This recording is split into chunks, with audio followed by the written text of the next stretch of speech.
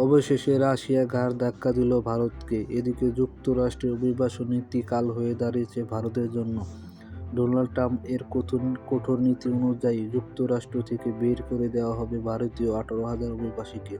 সম্প্রতি ভারতীয় অভিবাসী যুক্তরাষ্ট্রে অবৈধভাবে ঢোকার সময় 90,000 ভারতীয়কে আটক করে যুক্তরাষ্ট্র। যুক্তরাষ্ট্রের অসহযোগী দেশের তালিকায় ভারতের নাম উঠে এসেছে। এসব বাদে ভারতের প্রতিবেশী কোনো দেশের সাথে ভারতের সুসম্পর্ক নেই। রাশিয়া থেকে দুঃসংবাদ উড়ে এলো।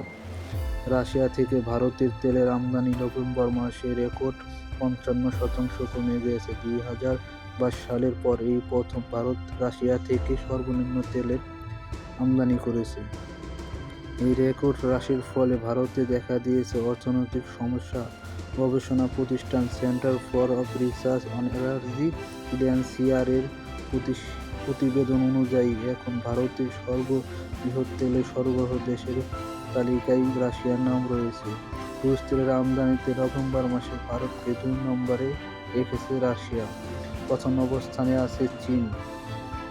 রাশিয়া থেকে চীন 47% তেল আমদানি করেছে এবং 2 নম্বরে আছে ভারত। ভারত রাশিয়া থেকে নভেম্বর মাসে 37% তেল আমদানি করেছে এবং তুরস্ক করেছে 6% এবং ইউরোপীয় ইউনিয়ন করেছে 6%।